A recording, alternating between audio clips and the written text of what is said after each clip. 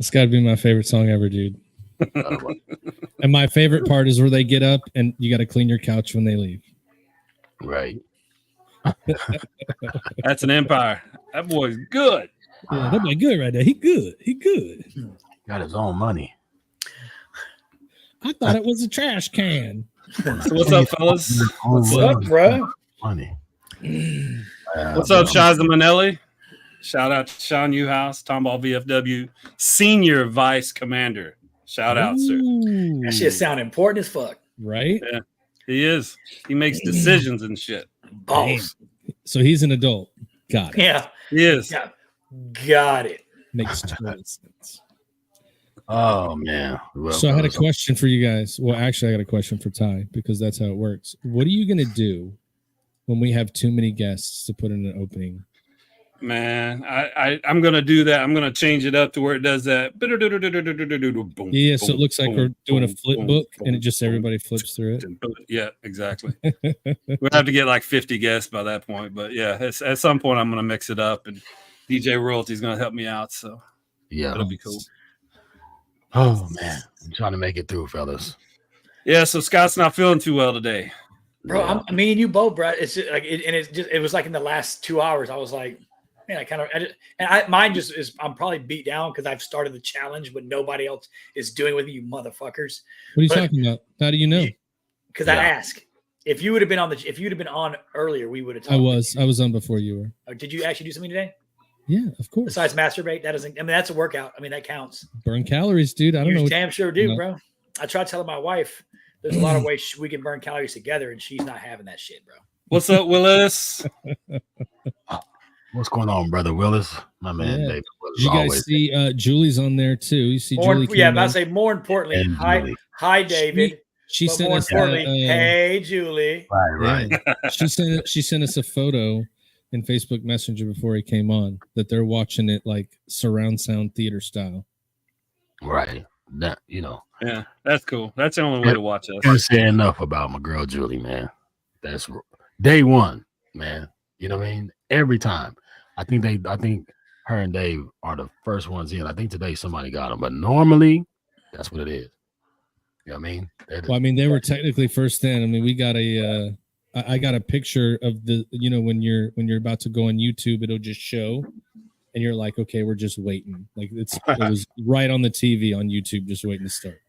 So, shouts out. So I got a quick announcement to make. As y'all know, I got a gang of kids. So, Kenzie's 27, all the way down to Tatum is 11. But I have a daughter. One daughter got her class ring today. So I got her classroom. It came in. She graduated 3 years ago. She's a teacher. She graduated from Sam Houston. But then I have another daughter that is going to graduate about a year and a half early, named Cadence, that's graduating from Texas State in May of 2024. So congratulations to you, number 5. Love you. No, I'm just gonna be a hater and be like, that's some fuck shit, bro. How did all your kids turn out good? I was always told one of your kids is gonna be a fucktard, and I've got 2 of those. Like, I got one. I'm like, he's like, Dad, I'm gonna join the Navy. You could join without a GED. I'm like, fuck, I got one. I mean, bro. Well, it wasn't for me not trying to mess them up, but they all help me through now. So they all give me pointers in life. So. Leadership, man. You know what I mean? It's the leadership. It's the guidance. Train the trainers. Right. We're gonna have. I was an absent father. That must be what it is. Yeah. There's gonna be 2 graduates in May. Who else is graduating? How many kids you got, Ty? My daughter's graduating 6. in May. She's all for like 27 years. Is she a damn doctor? Time, yeah. I mean, we don't count Sierra because it's like the fourth graduation. Like, okay, now you're just showing the fuck off. Good job. You're smart. Don't worry. She's gonna help all of us with those brain games when we get older. Promise. So Julie, just to let you know, Julie, Kenzie, the 27-year-old, I call her Little Rat. Tylee, the 25-year-old that made me a grandfather. She is a funny girl, and let's see, Kaysen is the boy. Trinity is Scarface because she's got a scar on her face right here, and then Tatum is Tater Bug. So and Cadence is number 5 because she's the fifth. You're such a good fucking dad. My kids are shithead, fucktard, accident. and my daughter, the one I love. Well, that's all the good stuff about me I can say in about 3 minutes. So I mean, it's not that great. That's horrible. That's horrible. So what's I'm excited tonight. I'll tell you, I'm excited. We got a gentleman coming on that deployed with me in Iraq in 07, 09. He was actually alma mater for the school I went to. He went to Eastern Kentucky University as well. So I'm excited for that. But and I heard he's going to come on when he comes on. He's going to actually bite the head off a snake or a bat or a chicken for us. Like I know that I just heard that he was going to do some crazy shit like fucking defile an animal, give it a handy. I don't know what he's going to do, but he probably did stuff like that back in his 20s, but I don't think he does that anymore. Yeah, now you got to be really health conscious. Those animals got diseases. Oh, they have the COVID, the new one that's going to magically appear in a couple of weeks for right before the fucking election. Yeah, why not? That's how it works. Bitches.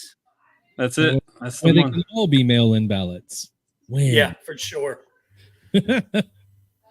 So look, man, you guys see, I went and saw our guy this weekend. Bubba, yeah. Live and in concert. He put some stuff on the Facebook page. That dude can sing, man. Hey, next time you go live, how about you shout out the podcast people too, you son of a bitch. Well, I was there to watch Bubba Wesley, No, I hit him up. Let's be honest. Matt did not do a live. Becky definitely did the lives. That wasn't me.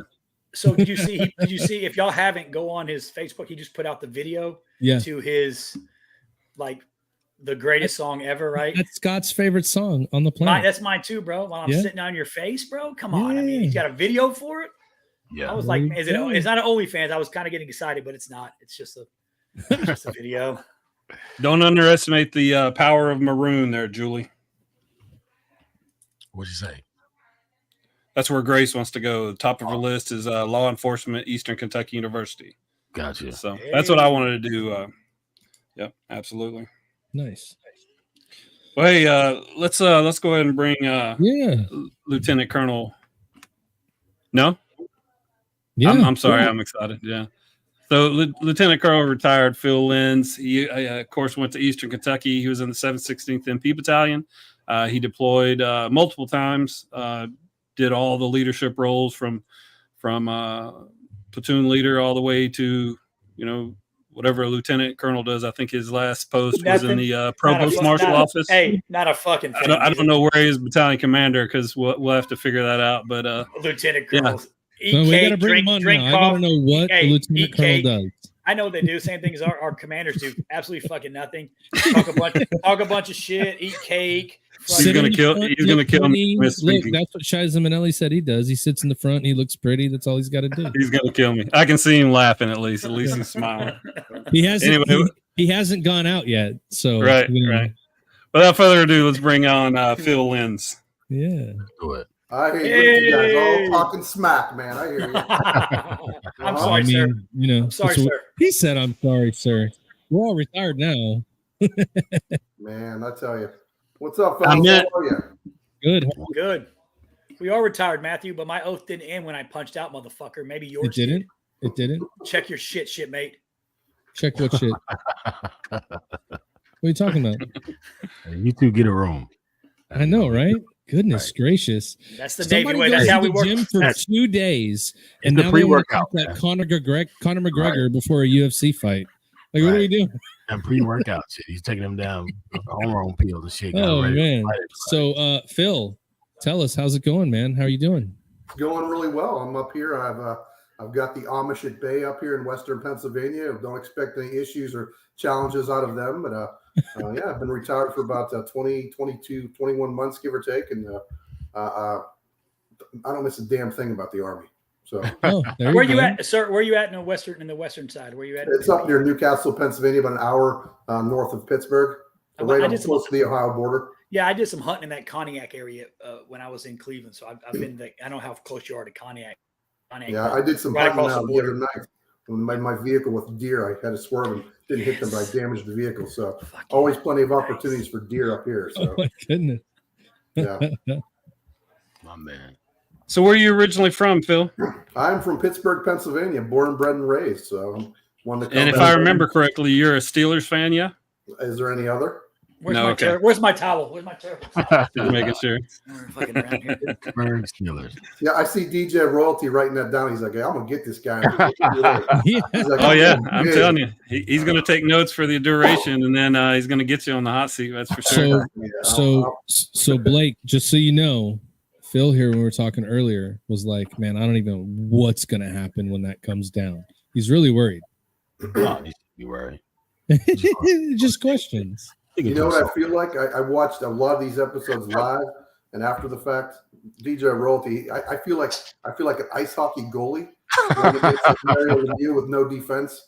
So you never know what you're going to do. Right? You don't know which way it's going to come. You don't know which way the puck is going to shoot. Sometimes you just got to guess. But yeah, thanks for having me, guys. This is awesome. Yeah. And thanks for what you're doing for our veterans. I think it's an incredibly important piece. You guys are advocates. You're the mouth. You've done so many great things of bringing people on, showing expertise, showing skill sets, promoting. I think the biggest piece, you've created the fact that, and I'm going to steal this one from my wife, but you've created this mentality that it's okay to not be okay. Yes, I love that about you guys, man. Yeah, absolutely. So tell everybody that's here listening today, we want to get to know you a little bit. Talk us through, you grew up in Pennsylvania. Yeah. So we know you like it absolutely freaking cold. I do. But what else? So, walk us through growing up leading up into going to the Army. So I graduated in 1989, and a lot of my friends were going to college. I was pretty good at football, Division III level, nothing too crazy. But I decided, I'm going to be the first person in my family to go to college. And I applied to a couple colleges and a lot of recruiting pieces, and I get that little piece of paper in the mail that says, you're not going to make it. I graduated with a 1.68 GPA. Cumulative SAT score of 720. Then I basically said to myself, I got to figure something out. So what I did, I basically, that point in time, I said, you know what? This point in time in my life, college was not for me. I went out and joined the Army as a young soldier, did 3 years as an intelligence soldier, 82nd Airborne Division, learned for some incredible non-commissioned officers, did a lot of great things, got out and said, you know what? This is my shot. Screw up. So I went to start off in a community college, nothing wrong with that. And as Ty mentioned, I went to the Eastern Kentucky University. Julie definitely recommended. We can talk offline on that one. Great school if you're looking at the fire sciences, police programs, risk management, you name it. It's an incredible program. Came out, did the ROTC piece, did exceptionally well in college, became a military police lieutenant. And as Ty said, have held every position from a second lieutenant platoon leader all the way up to battalion commander, where I ran the United States disciplinary barracks. So I had to deal with all the felony inmates of all the services. So pretty incredible opportunity, a great opportunity to lead soldiers. And I finished up, I guess would be May of 2022 as a director of public safety at the formerly known as Fort Rucker, Alabama, not Fort Novosel.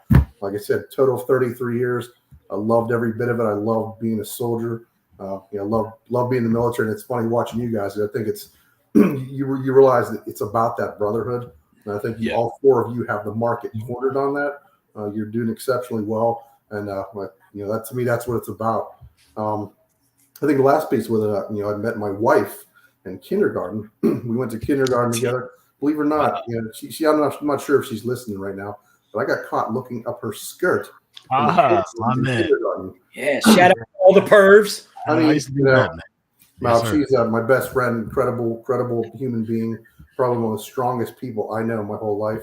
And I've got 4 wonderful children, and 27, 20, 17, and 14. And I'm just up here now living the retired life as a director of public safety, a small liberal arts college in Western Pennsylvania. The thing I like about that, very similar with the experiences I had in the military, I get a chance to impact positively students, soldiers. I mean, it really comes back down to that people dimension. I love what I do, and that's what I'm doing right now. And I slap the bass in some of my spare time. So I always loved how approachable you were. I loved how open you were. I loved how real you were. And the thing that I guess brought us together was music. But I was the S6 in COIC, so you were still, when you were the XO or the S3, you were still, or you were the S3 at the time when you first got there, right? Yeah, I think so.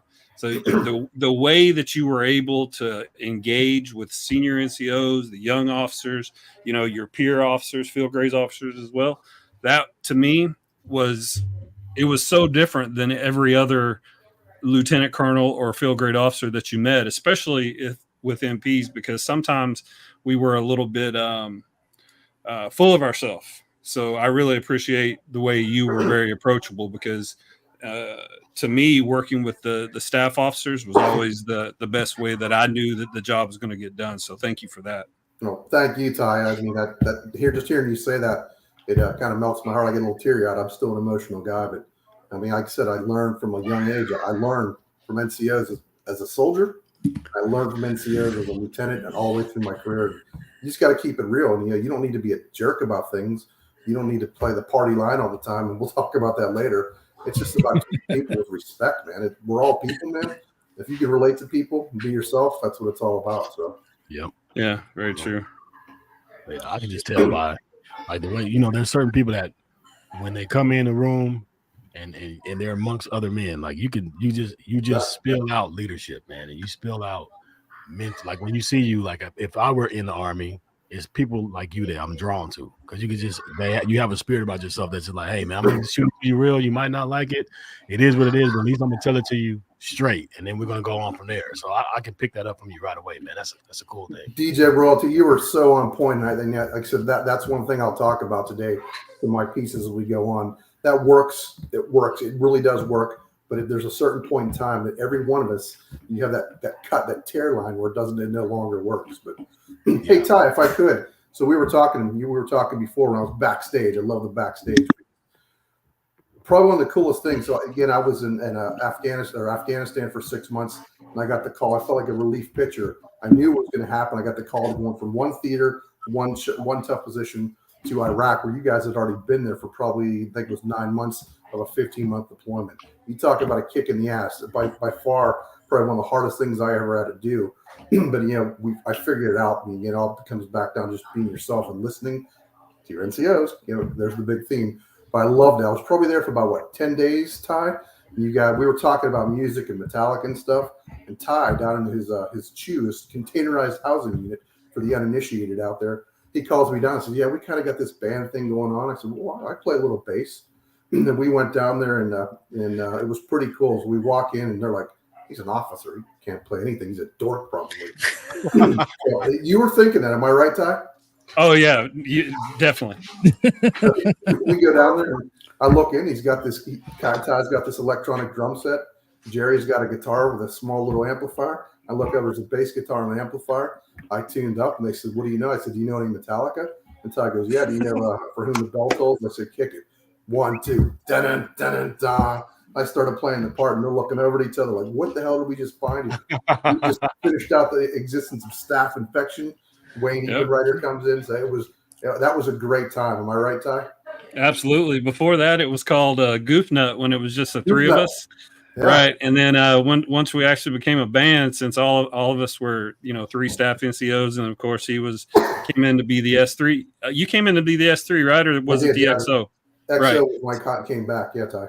Right. So he came back to be the S3. So I was like, staph infection, because at the time, I think NFL locker rooms were having the staff, STAPH. And then so we were on staff. So we called ourselves staph infection, STAFF. Anyway. So yeah, that was I can honestly say, Ty, and all the music I've been playing music for a while now, probably 20 years live, that to this day remains probably one of the special things I've ever done. And I think it was special because we were there. We were there. We found that escape. And the fact, guess what? Right there in Ring's place. Yes. And Ring's place, yeah. Anytime we put on we probably played 3 shows. It was packed. You had a container. The whole battalion would come watch us, and I keep telling people, and I don't think I'm imagining this, but didn't we play before, or maybe open for the 4th ID Rock Band? Do you remember when they played at our? No. Okay. Do you remember when they played with us? Or played for us at Ring's place? Oh, okay. No. maybe that was before you, but yeah, That was your other bass they were player. pretty awesome. We didn't have another one. That's the weird thing. But yeah, thank you for that. So Yeah, absolutely. It was my pleasure. That was some of the coolest thing ever when you got there and we put a band together and we were able to bring people together. I mean, it was just a little respite. Remember, we had karaoke, we had a Metallica listening party. You know, when Death Magnetic came out. So, yeah. They should have streamed you guys across the airways and made it like a psyops thing for those fucking Hajis. That'd have been even better. Like just freak those motherfuckers out. Like, what's going on? It'd have been awesome, dude. Psyops, fucking staph infection, man. That'd have been great. Drop some pamphlets, fly over, drop a little pamphlets on their asses. we're gonna do that in the we're gonna do that in the reunion tour. Reunion tour, hell yeah. Y'all be dropping them bitches over Russia next is what'll happen though, but that's good too. So for you, Phil, was music something that you always did when you were a kid? Did you pick it up later in life? How did you get into doing music? Because it's apparent that on top of, love for the Army, serving, mentoring people, like music, I mean, you just look behind you. Music is what you love. Like, how did that come about for you? How did you get into it?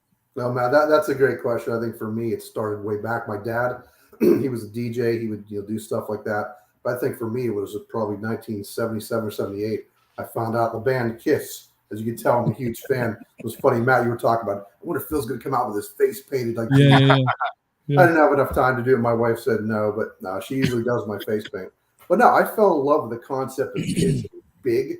It was loud. It was over the top. And I started playing guitar. I wanted to be Ace Frehley from Kiss.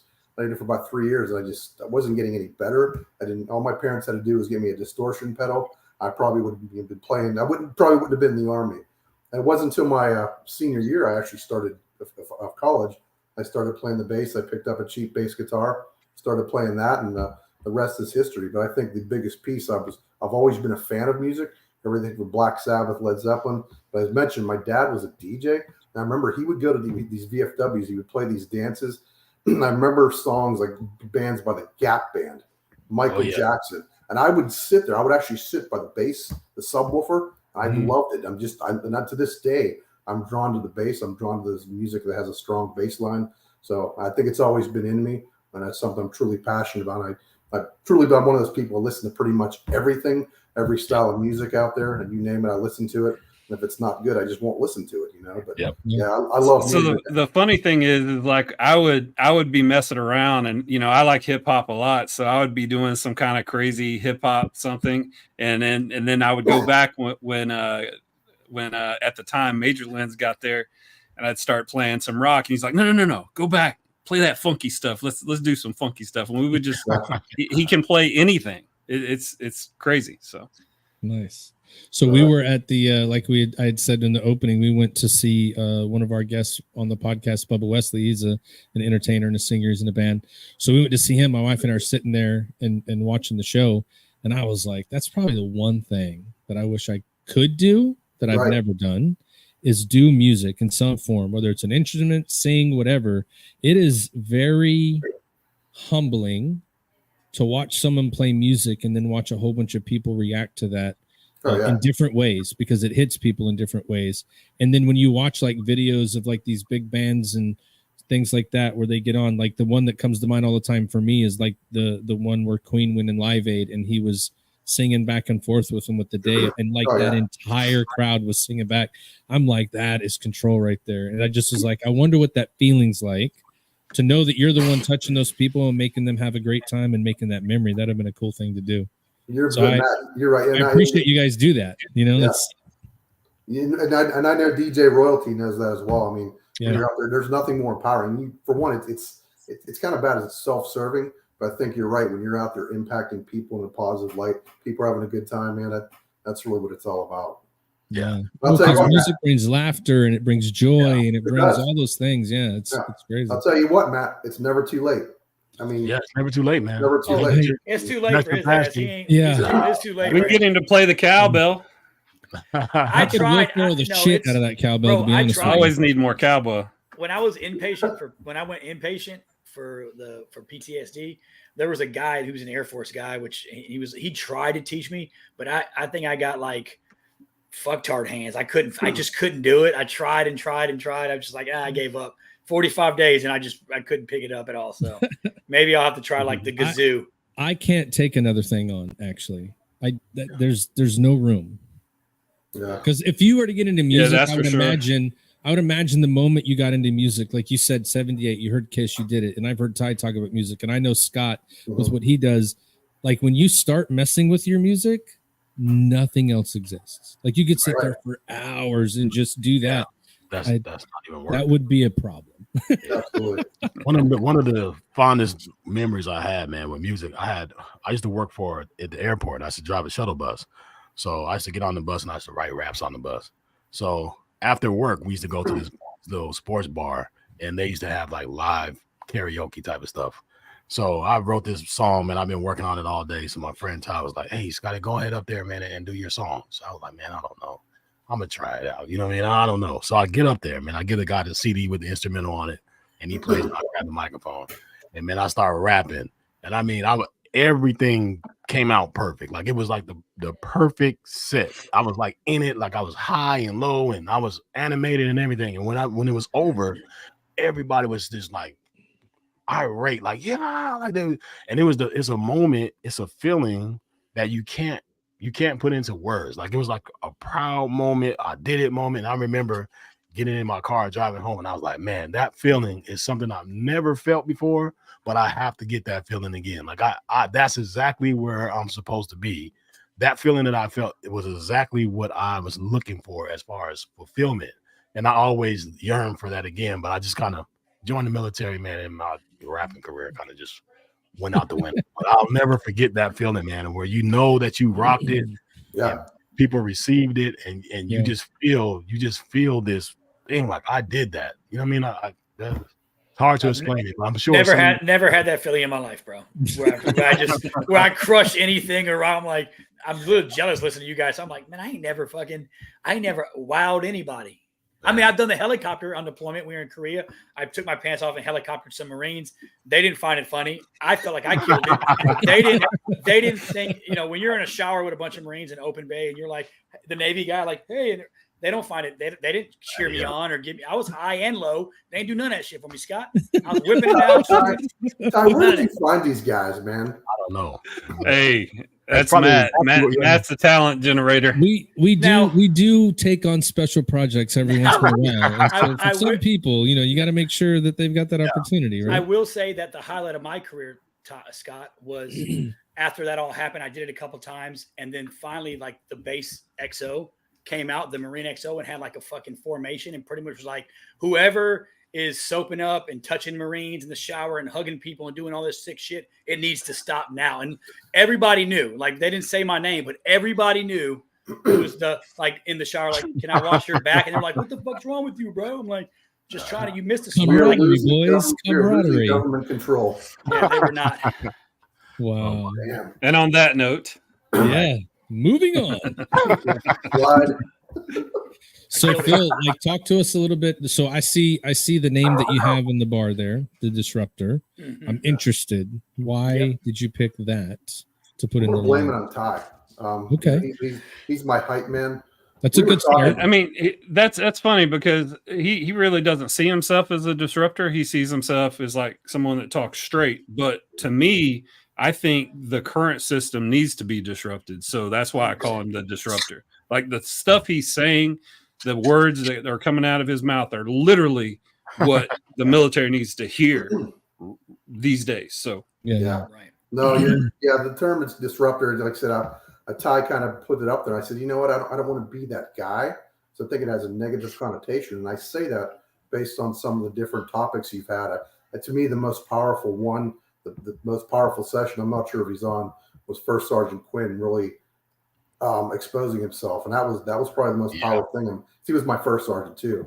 And and I think it's important to be true to yourself and be true to, for us as military folks, be true to those that we lead. So I think collectively, yes, from a disruptor perspective, I want to give my story. And I think that's the key piece. It's not everybody's story. It may not even be accurate.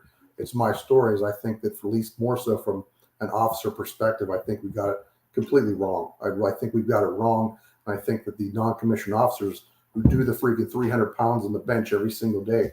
Them and their soldiers, Army, Navy, Marines, Air Force, they're the ones that suffer because of the politics of the officers. So to me, I think it's important that we call that out for what it is, because I think we could be a lot better. So Yeah. Absolutely. Unfortunately, a lot of people feel like when you hear that term disruptor, so I thought of it the way that you have it there. For me, if you call someone a disruptor nowadays, it's because they're telling people the truth they don't want to hear. Yeah. Which you just said Right. 100%. So what do you mean by Ty was saying that the things you're saying that Army needs to hear? Do you want to go into some of that and tell us what you've seen lately, or? No, absolutely. Gentlemen, again, with all of your impeccable backgrounds, every single one of you, your style of leadership is completely different from each other. Am I right? Oh, yeah, you're right. Your style of leadership, how you deal with your different subordinates is different, right? Yeah. Yes. That is the art and the science. And I think what happened was when we look at leadership philosophies, I had mine, and I always talk to my wife about this. I blame a lot of who I've become based on the band Kiss, the big fire, going big or going home. And guess what? That can work at certain points in time, but there's also points in time where it no longer works. So I think for me, I actually took notes for this one. I think, some of my thoughts on leadership, and this is what I want as a leader. I think it's important as a leader to really give that intent, that vision, expectations. What is it that you want? And, Right. and again, every one of us, all of our service branches, we all have the concept of mission command. We'll come back to that. I think it's important to have communication, 360-degree communication. And in your communication, you've got to be transparent. And a lot of times, I don't think we see that. I think we see dishonesty. I think we see, a lot of cutthroating. And I don't think people really want to hear feedback. It's funny, when I was a battalion commander, I made it very clear to my team when I came aboard. I said, I want you to tell us how good we're not, how good we are, because I know how good we are. It's important to reach down to your subordinates and say, hey, how are we doing? How do we course correct on this? How do we become a better organization? I think it was a cultural change for a lot of people. They didn't completely understand that. I think as a leader, you have to be genuinely concerned. That's funny. Now that I'm retired, I try to compare and explain what the Army was. And as we all know, gentlemen, it was not just about completing the mission, taking care of your subordinates, but you have that aspect of the families that come with that. That gets pretty damn hard. I think as a leader, you need to make decisions. You cannot be you can't be indecisive, and you can't be risk adverse, but you got to be smart. You got to develop your people. No matter what it is, it's good, bad, or different. You got to protect your people. And I think all those pieces, you put that together and it creates a certain leadership identity. I had some leaders like that in the military, but I've also had a lot more leaders that were not like that. They were counter to that narrative across the board, because guess what? It did not help them get promoted. It did not help them in those command positions. And they basically sold out. DJ Roy, you're a musician. I think, again, all of us, I'm not picking on him or using him, but we all know what it means to do something as an artist or wherever, to sell out. I think the worst, and again, I think Command Sergeant Major Rich Woodring, he is by far the greatest leader I've ever worked with. He even talked about some of the struggles he had a couple months ago, during his career, where the level he was at, he was involved in politics. I got the politics aspect, but I think there's a certain point in time that you sell your unit down the river, and I don't like that. So I'll tell you what, sir. What you're saying. So what you're saying really, for me, it touches a nerve for me personally, right? And I won't go, for lack of time, right? But I will tell you that if I worked for you, I would probably still be in the Navy right now, because I had, what you're saying is exactly kind of what it was, right? I wasn't as a senior, as an E8, I wasn't in a position. I was, right. And as a leader, we all feel like, I felt like as a leader, I took care of my people. I did what I was supposed to. I fought for my guys. I fought, whatever it took, right? I took care of my guys, their families. So I feel like I was figuring it out. And then towards the end of my career, I had a full bird essentially pretty much sit me down and tell me that my style of leadership and the leader that I've been for so many years, 20-something years in the Navy, was no longer acceptable and was no longer where the Navy was headed. They were headed more into a civilian style of leadership. And I'll tell you what, I did it, looking back, I have no regrets, right? I didn't back down. I spoke respectfully, and I told her exactly what I thought and exactly how shit was and how shit was going to be. And they pretty much were like, well, then we no longer need leaders like you in the Navy anymore. And I fucking was like, cool. Then if you want me to change, I'm definitely not the guy for the job, because I've done this for my whole life and I've been successful. I led troops in combat. I've led recruiting commands, and pretty much like you just said, it was, I had that disruptor mentality where I'm going to disrupt the status quo, or disrupt the norm for my team and for my people, and to say what's right and speak when people don't want to speak. And it fucking bit me in the ass, essentially. I mean, it worked out, but I mean, I should be in the Navy right now until July of this year. Sure. And I ended up saying, well, fuck it, then let me retire. And I punched out. I punched out without a retirement. I punched out without, Matt knows, going away. I didn't get anything from the fucking Chiefs mess. It was like I just disappeared into nothingness with the military. But so what you're saying is it tugs on a heartstring for me, and it really touches a nerve, because we do have some great leaders like the Woodrings of the world, the Chris Rudolphs of the world. There's a ton. We can go through a list. Everybody. Don Massey. There's a list that we can go through. But leaders like you, it's disheartening that people like you are no longer.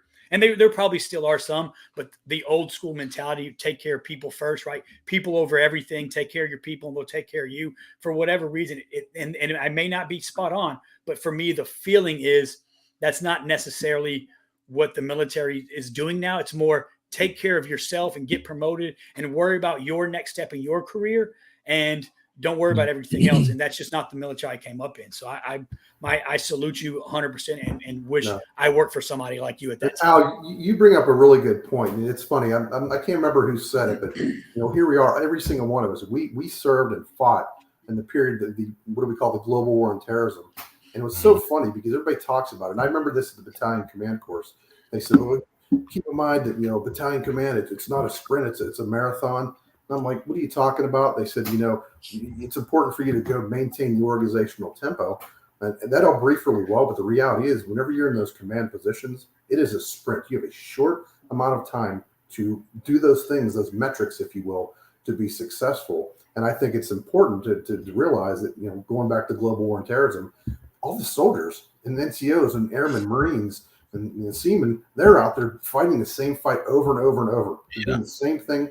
Guess what? A new commander comes in, new ideas. We're going to do it this way. We're going to do it that way.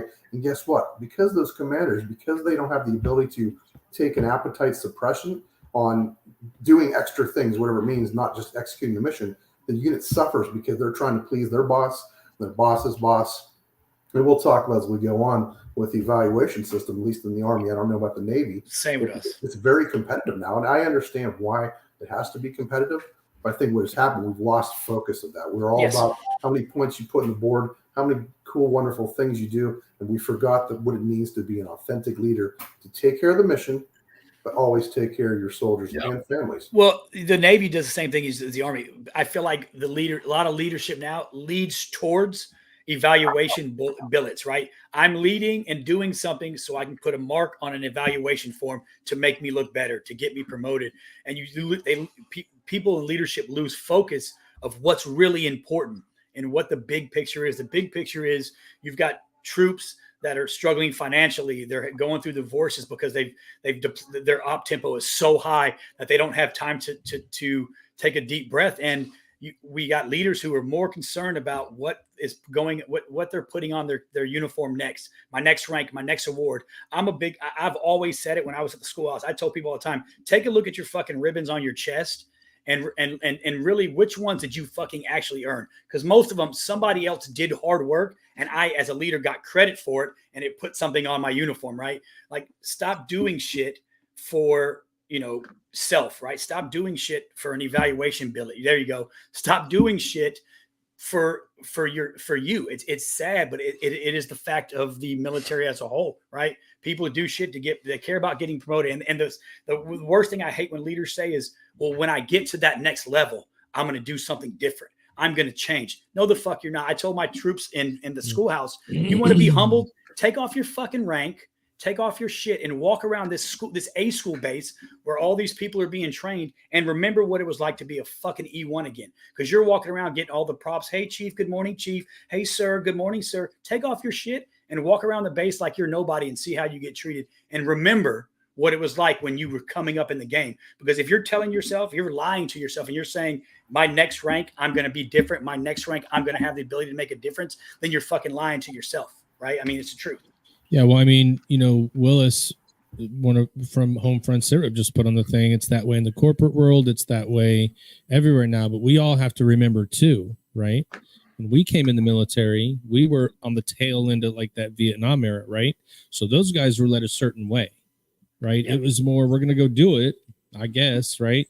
And then when we come in, we're leading a certain way. But now when you look at the military today, we all have to remember that the military is just a small picture of what society is. So if that's the way it is in society right now, of course, all those leaders only care about getting to the next rank, because that's what it feels like when you walk around outside of that. We all know what we feel would be great to do, leading people into the future and how it should be done. The problem is, like, look at college today, look at the military today, look at everything. Everything is all about, let's just do it so everyone's happy. But what we have to remember, that I believe, like, if you're in the military, you're in there to defend the country, right? And this is the same for law enforcement, firefighters, first responders, all of them. They're there to do a job to protect people. That's not always fun, and it's not always nice. So sometimes things have to be done a certain way. But the problem now is when you have to make that decision in a hard situation, it's a problem. So now, even your older leaders that are like our age, that are on the tail end, don't want to make that decision for fear of what's going to happen to them, even though they know it's the right decision, even though they know they're doing the right thing. People shy away from that now to stay to what Al just said, that status quo of going forward. So, like, it's all going to come around at some point, but it's going to take, that next generation coming and going, this is crazy, right? Can't believe we're doing it. And unfortunately, when is that going to happen? But, it's sad to see how it works sometimes, because I don't understand it. And to Willis's point, I kind of see it in the corporate world every day as well. Like, when you work and you're working through things, when you come from the lifestyle we've come from, or the military service that we have, it's like you have that different perspective on how you think things should be. But at the same time, when you try to explain that to someone that doesn't really get selfless leadership, they're just like, what do you mean? We're just going to do it this way. So, that's a long rant for nothing. No, Matt, you bring up a really great point. You bring up a great point. So it's funny. We're all kind of kicking around, authentic leadership. It's a true story. So again, I was a battalion commander. I worked for a battalion commander or a brigade commander it was a 6-month in the cycle. So I got a short OER, did exceptionally well. And I had a great relationship. It was the perfect, symbiosis, if you will. And I worked for another leader. It was funny. It was funny. So my friend of mine, he was the XO. His wife took the photos of the change of command ceremony. The next day, I dropped it off to my boss's house. I said, "Hey, here you go, ma'am. I hope you're doing well." And she was out doing some yard work at her quarters, and she stopped out of the blue. It was the most surreal thing. She looks at me. She goes, "Well, thanks, Phil." And she goes, "Phil, authentic leaders in today's Army won't make it." I'm like, "Excuse me?" She's like, "Let's say it again. Authentic leaders in today's Army will not make it." I didn't know what she was talking about until later on. I think this is kind of part of my overall story with the disruptor piece. So I got to that point. I worked for this other boss for a year. Again, you look into the timeline. We're in command for 2 years at the battalion command level, 6 months, 1 year. So I still 6 months to go. So I came up time. It was time for the officer evaluation report. And the boss says to me, "Well, how do you think you did?" I said, "Ma'am, I think the unit," never said me. So I think the unit's doing well despite some challenges we have with blah, blah, blah. And she says, "Oh, okay." She says, "Well, I think you," she says, it was very clear. She's like, "Yeah, I think you're too direct. You're too transparent. You're too opinionated. You talk too much. And you lack emotional intelligence." So at that point in time, probably not the smartest thing I should have done. Wow. I said, "What's your point, ma'am?" So I think that point in time, that's whenever the captain comes on. I said, "Ladies and gentlemen, we've lost altitude." And I think that was the point in time I realized that I had lost the fight. And I was curious to your perspective, gentlemen, definitely Ty as well, especially from the Navy piece. How much does likemanship and likability play into promotions? So it's called. So here's always been my statement. I've always said it and I'll say it again. It's called leadership, not likership, right? And Berto just nailed it. And I was thinking it before he said it, right? It's servant leadership. When did we get away from that servant leadership style, right? And you're absolutely right. Unfortunately, sir, you were just like me. You said exactly what needed to be said when it needed to be said, and they didn't like it, right? Like, what's your point? Like, I'm not there to be your friend. I'm there to support and, whatever your short and long-term goals are. My job is to guide you and push you to that direction and help you obtain that in your career, right? It's not about my career. If you're successful as a leader, you're only successful as the people below you, period. Like, that's just how it is. If they suck, then it's because you fucking suck. I mean, that's a strong fact, right? If as a leader, if your people suck, it's because you are a shitty ass fucking leader. I don't care how you slice it, but you're absolutely right. It's a hard pill to swallow when you tell somebody the facts and the truth, and they say that like you are, you lack like your emotion. Like, I'm not here to be huggy. I'm here to make sure these people survive when we go down range or whatever, or be successful in whatever their mission is. And unfortunately, it's gotten so political that that's not the direction that they want anymore. I mean, it's just not. Yeah, and it's unfortunate. And I'd be curious. I think, Al, you're probably in the same boat. It seems like we've had similar experiences where you go after, and I will tell you, my wife, she put in perspective for me, because her dad was murdered by COVID. We'll talk if we ever get a chance to talk about that. But she was like, "You're grieving." I'll tell you, after that assignment, I left. Had an incredible assignment in the Netherlands. I was pissed off for 3 years. I was mad. Because I was doing great things. I was in an 06 billet, a colonel position. All 3 years I was there. Guess what? Because of the OER checks that happened before in that key job, well, Phil, we're not going to give you what you deserve because you're kind of already damaged goods. So I've been probably curious, Al. I mean, for me, I felt like, as my wife said, I was grieving a career. It's not that I lost a career. I lost that upward mobility. Same. And I was pissed, but I think you get to a certain point in time where you become acceptable because you know in your heart you did the right thing by your soldiers and the mission. So, well, my father, all your thoughts on that. And well, my father, it was funny because after it happened, it was the same way. Like, I'm still me. I was like, fuck them. They don't, I was angry. I went through like all the stages of grief. I was upset because I'm like, damn, now I'm getting out. Instead of retiring in a year, I'm getting out in the next 5 months. Cause I was like, fuck it. Then let me out of here pretty much. Like, how am I going to support my family? So all these things go through my head. And I talked to my dad, and my dad he's old school, old salt Navy, retired Navy. He pretty much was like, I'm proud of you, right? And I was like, I don't get it. He's like, dude, at the end of the day, you stood on your principles, you stood on your values, and you spoke what you were honest and you were upfront. And if they don't like that and they don't want that, then like that, he was like, fuck them. Then there's a better plan for you. You got something moving forward. And he was right. It worked out. I'm on this podcast. Everything fell into place, but I grieved not my career, because everybody wants to make it to the pinnacle. I was hoping to make it to E9 and make Master Chief, and that was my goal, right? Coming in the Navy, right?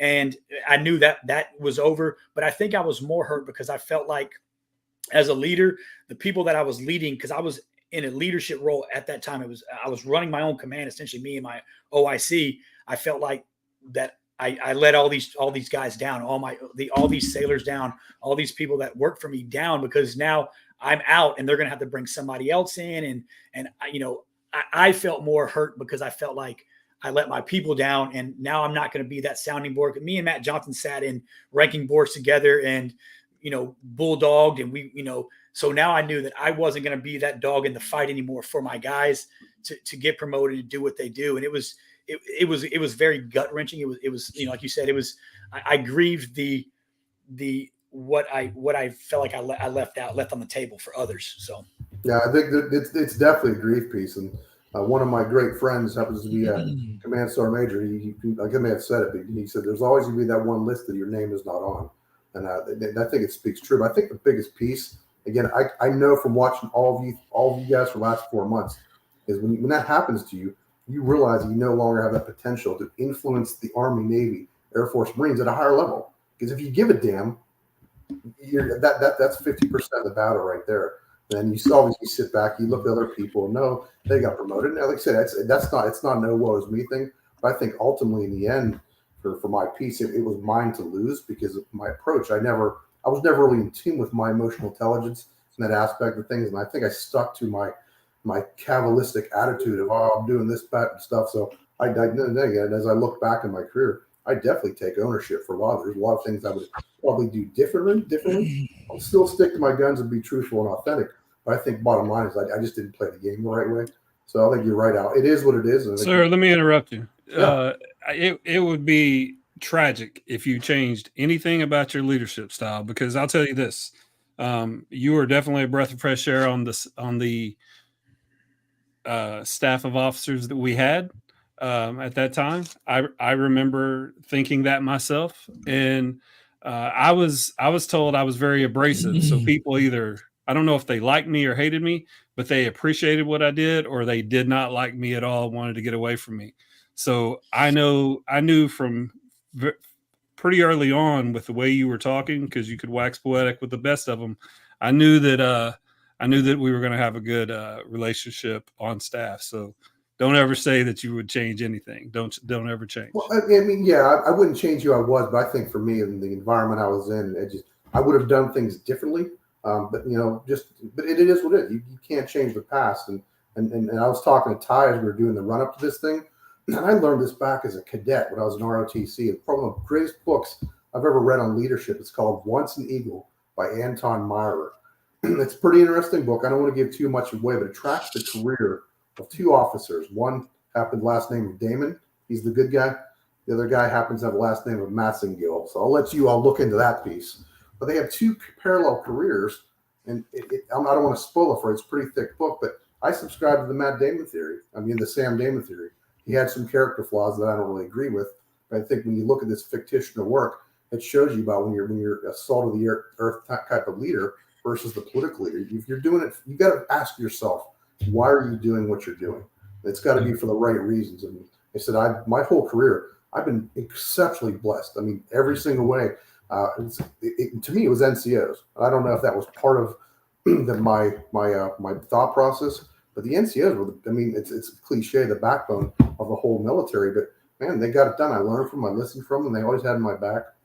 But I do. Like I said, it's great to hear you gentlemen talking about that. And Ty, I know you had some challenges as well with the military in your career as well. But it really goes back down to just those challenges of balancing the politics. But I highly recommend Once an Eagle. Pretty thick book, but it's a good read. And I think it hits after a lot of the issues that this was written in 1969 after the Vietnam War, but it goes back a little bit later in time. Yeah, absolutely. We actually have some. It's on the new reading list, so we gotta take a break here real quick and pay the bills. But as soon as we come back, we will get into some more events with Phil Lenz, and we'll talk about some upcoming things. So stick with us. Get ready to groove to the electrifying sounds of DJ Royal T, the maestro of mixing who knows how to turn any event into an unforgettable dance sensation. Royalty Entertainment is here to bring you the ultimate musical experience straight from the ones and twos in your ears and through your body to activate them dancing shoes. Get ready to sweat, party, and have a good time while your DJ needs are being blazed by none other than me, DJ Royal T. I have spent years crafting together a DJ entertainment empire that promises a customized blend of musical tracks, mix and mastery, and top quality sound, all while providing a vibrant ambiance to accommodate any of your DJ needs. Royalty Entertainment Services is your premier one-stop shop for top-tier musical entertainment, and is hosted by yours truly. For more information, reservations, and booking, feel free to look around the website at godjroyalty.com. I am DJ Royalty, and this has been another Royalty Entertainment production. Yeah.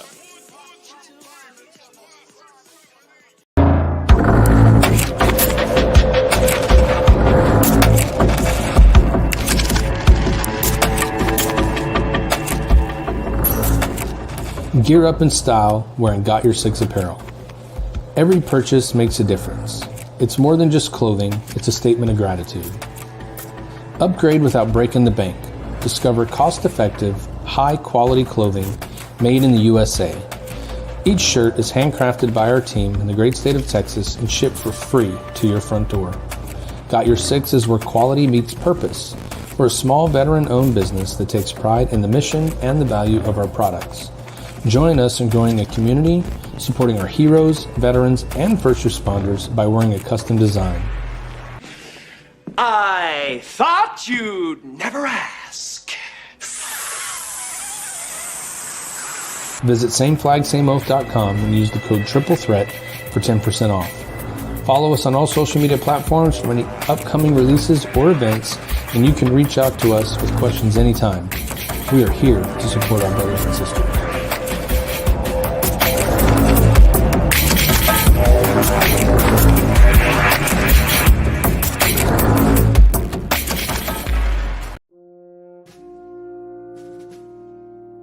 Hey guys, Mac Verdi here with Veteran Mortgage Solutions.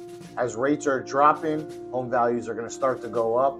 It's time to start looking if you're looking to purchase a home. That being said, we are an all-military veteran loan officer team. We know the ins and outs of the VA home loan. We are considered the experts in this field. Give us a call today. Go to our website, veteranmortgagesolutions.com. Fill out my quick form. I'll give you $500 off for closing costs. Have a great day.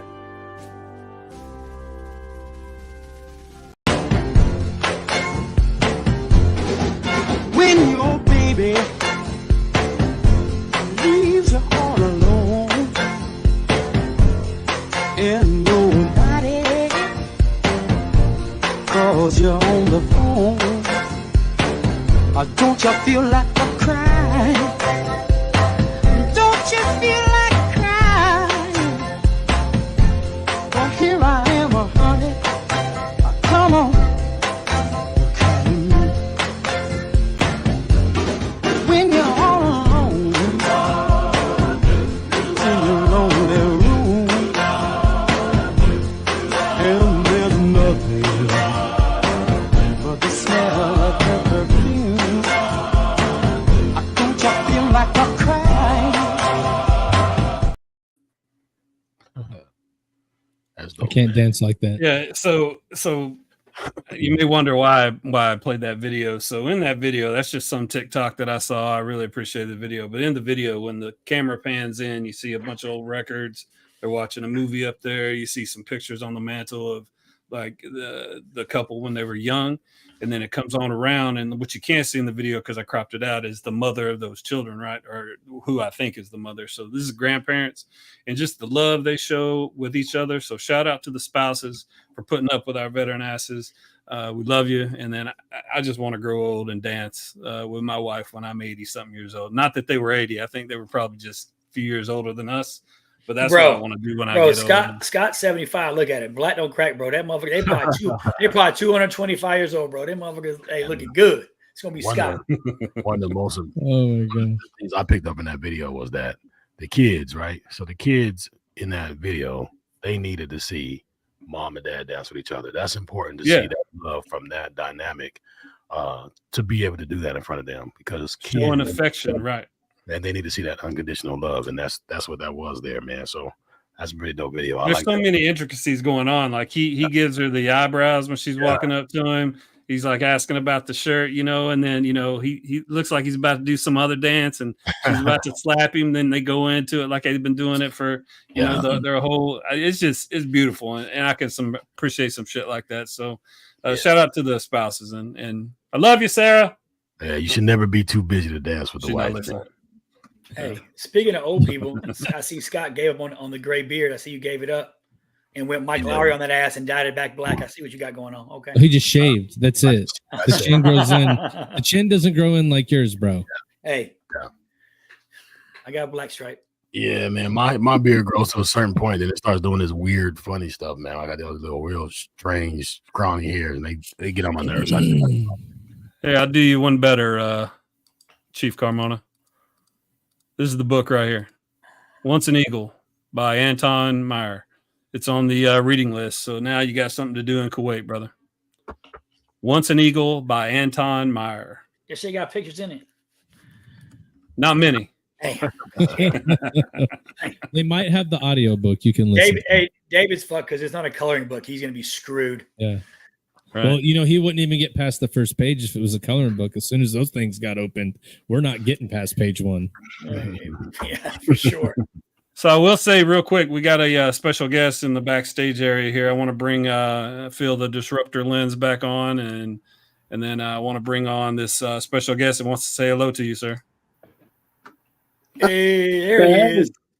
How goes it? Neighborhood. Alberto, what's up, brother? You tell me. It's all good. Yeah, I'm getting jump started. I look at all these great beards and facial growths. You know, I can't do it, man. You getting a little jealous? I said the same thing, and then you just let it go one day, and it'd be all right. All right. Yeah. Listen, I want to touch on a couple of things if I can, right? Like, Phil, you were talking about leadership styles, and I got to tell you, Tide hit it dead on. Your leadership style was so different to what we were used to. Between you and Sergeant Major Woodring, you guys were definitely not. You broke the mold of what a leader should be and what that looks like. And I don't disagree with Al, right? One of the most disheartening things that I witnessed in both of my deployments was awards being given by rank and not by the work. Yep. Right. And so, but I got to tell you, you know, I have a lot of fond memories of not only us in Iraq, but even back stateside. You want to talk about disruptor? I believe you were in the meeting with Colonel Delata when he requested a 120-inch TV screen to be put in the conference room. And as the meeting started, he said, "By the way, gentlemen, nobody tells me no." And what did Specialist Fight do? No, we're not buying you a 120-inch screen. And so, you know, I took a lot of that leadership, and, you know, now in my current position, you know, I have 13 staff members that fall under me. I report directly to a service chief. It's, you know, I take lessons from Ty, from you, from Woodring, from so many leaders that I had. And you guys influence the way that I now lead my staff. So for that, I thank you. So That's awesome. One of the best compliments I ever received in my life was in 2005. Berto and I were waxing poetic about religion, I believe, and he said something that to this day is the greatest compliment I ever received from a soldier, much less a friend. He said, "You are the most self-aware person that I know." Mm-hmm. And I've always wanted to be self-aware and be selfless when it came to the soldiers. Now, I'll bend over backwards for soldiers. Yep. But like I said, I don't know if they actually like me, but I know what they liked what I did for them. Right. And I will say, Phil, you had one of those. You said earlier in this interview that you did not have emotional intelligence. I will argue that with you, because E1 through whatever rank, if there was an issue, you typically identified it before anybody else, and you pulled that person aside. And to me, that's the definition of emotional intelligence: being able to identify when somebody's in distress and pull them aside to try to help. Right? That's just part of that servant leadership, right? You take care of the Joes, and the mission will happen. It's that easy, right? So we complicate things. No, Albert, you're exactly right. And again, I learned at a young age. I mean, probably more so as a second lieutenant in the 1st Cavalry Division. Leadership is not hard if you care. If you care. Right. Bob Soto, my first platoon sergeant, he said, "LT, you know, we had some things going on." He says, "You know, we've all heard it before. People don't care how much you know until they know how much you care." And like I said, to me, the military has always been easy. But you get to the upper levels, and like I said, I do take ownership for some of the things that happened. I just didn't play the game very well. I don't think I would change very much. But I think when we look at the overall system, my question to all of us, and I know we've got a lot of different people out there. I'm not sure if Nate Brookshire's out there. That is one lieutenant colonel that I think should have been a commander a while ago. We've got some great folks. Can we turn the ship with the Department of Defense? Can we turn the ship with the evaluation system? Can we turn the ship from the political perspective? Can we turn the ship to be that selfless leader, to be truly authentic? So I pose a question back to you. Is it possible, not just you, but the community that's watching right now? Can we change it? I think you can change it. Mm-hmm. But I was going to say the evaluation system and the services are all different anyway, right? So, you know, I was coming from the Navy, you know, you get evaluated, but the thing that I found, Al was talking about earlier, me and Al, and, you know, we do all those evaluation rankings of our sailors in the Chiefs mess. And It depends on the group of people you have together that are doing those evaluations. If you have a group of people that give a shit and they care, then you're going to come out with a good product. If you have a group of people that are in there looking for, you know, the thing that we used to be told by guys like Don Massey, Chris Rudolph, they'd walk in the door and they would go, if you can only promote one, that's who we're looking for. It doesn't matter how good they do their job. Doesn't matter this. It's got to be the whole rounded person.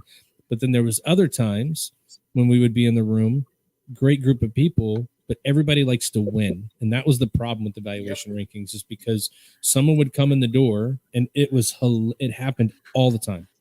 My guy's the greatest thing on the planet. He deserves to be number one. And then guys like me and Al Hero and even Scott Blake when we were in Houston would sit in the room and be like, that's really funny because like not even 2 weeks ago, you were talking about writing his ass up for dereliction of duty or something. Oh, yeah. And then the guy's like, what are you talking about? Like, dude, you talk so much shit about this guy.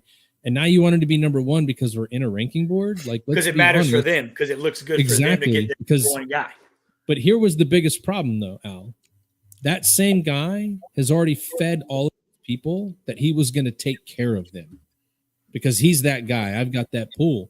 And he didn't want to have to go back and go, I wasn't good enough to do what I told you I was going to do because I wasn't a good enough leader to be honest with you and tell you that you weren't ready for it anyway. That's the problem, is that people get put into leadership positions a lot of times when they're not ready. And we have to do that in the military. Sometimes you don't have a choice. The biggest problem, though, is they don't have a really good mentorship program to bring that person that's not ready up because all the other guys are also trying to lead at the same time. And so we can send people to all the schools that we want and we can teach people all these things in a classroom, but that classroom doesn't prepare you to be in front of that sailor to explain to them things like, yeah, I'm sorry, we couldn't get you the EP. Now you got to get out on higher tenure. I hope you and your family do well. And now I gotta be honest that I couldn't get it done. And I should have been telling you this whole time, you probably need to prepare to get out. That's what a good leader would do. But no, I don't want to have that conversation with you because now that's really hard. We avoid the hard stuff. And so I think the evaluation system can be fixed just simply by picking the right person, right? Like, you know, I know in the Navy, it was more of an evaluation where we ranked people. I don't really know how the Army process is. From what I understand, there's points that go into this. And I've talked to Army guys that are like, I've been maxed out on points for 10 years. I'm just not getting the nod. And I'm like, what? It's everybody's different. If you want to make this better, like there has to be a set standard. But to your point, Phil, when you get into that higher position of rank and you have the ability to make a difference, you make the difference based off what you want, not what's right. And so it's got to be your legacy that you leave out there, that this is the thing I did. And it may not always be the good thing. And anybody that has a great idea on how to do it the right way, nobody wants to talk to them. They like push them in the corner. So it's going to be difficult because nobody is ever going to get along and nobody's ever going to agree. But everybody loves to disagree, but we can't disagree to agree. You know what I mean? Yeah. I think I would add two things, Matt, actually. One is, you know, you're right. The point system and the evaluation system is not the best indicator of if somebody's ready, right? Just because you can run a 2 mile in 13 minutes does not make you ready to be a leader. And I think by virtue, and Phil, correct me if I'm wrong, by virtue of OEF, OIF, and OND, we had to then promote younger and younger and younger and quicker and quicker and quicker because older NCOs were retiring. They didn't want to be part of OEF, OIF, OND. So in turn, what ended up happening is you had E5s that were 20 years old, right? I was an old head. I came in at 27. I did basic training at 27. And you think a 20-year-old is going to tell me what the hell I'm going to do with my life for the next 5 years? No, right? And so that was part of it. Maturity was not factored in. I saw so many NCOs in the line companies of 716th that ended up with drug issues and getting discharged because they bought cocaine from an undercover cop in Nashville, right? And that's the people that we promoted. But the guys that knew their job, the guys that were there day in, day out, never complained. If you needed to put in 12-hour days, they were there. They didn't get the promotion, right? And so, and I know it may sound very specific, and it is. The other thing that I would say is, how do you know? You can't predict who's going to be a good leader, right? Nope. When I met Ty was an E4, and he was just another Joe Blow, right? Another commo guy. And you know, I was never just some Joe Blow. I always stand out. Joker, you were jealous of when we got tattoos on the same weekend. You got jealous of my tattoo. That's what I remember of you and I. That's because it was better than mine. I was competitive. But yeah, I think that's the other factor, right? Like, how much of it is it a gamble? But Matt, you said something very interesting to me, and you said we tend to avoid the hard things, and you're right in the sense of emotion, in the sense of likability versus leadership, like Al was talking about. Those are hard. You told me to go do the aerosol course 3 times in a row, let's go, right? That's challenging, but I'll get it done. But if I need to have a hard conversation with somebody, that is, we don't teach emotional regulation in the military. We don't teach finance management. We think we do, but I just admitted a 40-year-old veteran into a residential program who legitimately does not know how to balance a checking account, does not know how to pay his electric bill. 40 years old, right? Did 12 years in the military. Yeah. So if we're taking guys in at 18, where is the life skills outside of the uniform? Well, that's the whole thing. We prepare you to be a soldier, sailor, Marine, or an airman. We prepare you to do the mission, but there's things to be done that come back. That's why when you look at talking about military spouses, like every time my wife and I go out somewhere, they're always like, "Thank you for your service," and I tell everybody, like, she served too. Don't get that twisted, because I'm always gone. How is all this house going to be here and all these bills going to be paid and things like that? In a lot of cases, if it's not done by somebody that's holding it down at home. But we don't prepare you to get out. We don't prepare you that you're going to walk into a civilian workforce, and when you walk in there, that joke you think is funny is going to get you fired. But you just don't know that. But here's the problem. Everybody you've been around for the last 4 years thought that was funny. Nobody told you you need to correct that. But you then can't say chick. You can't say chicken in HR meeting, just like so you're aware. Things. And so it's like it's hard to get to that point. My tail end of the military, I could have went on to try to be a Master Chief too if I wanted to do it, right? I wasn't really willing to sacrifice all the time it would take, all the other moves you had to do, and all the other stuff I needed to do in order to do that. And for me, it was like, go do this for what reason? I already made it further than I ever thought I was going to get in the military anyway.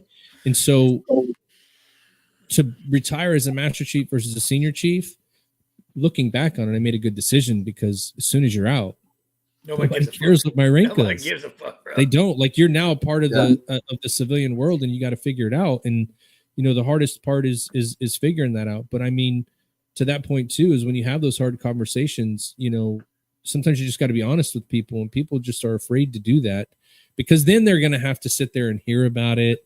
And then they're going to have to talk with that person, and then they're going to have to, really hear that emotion come back.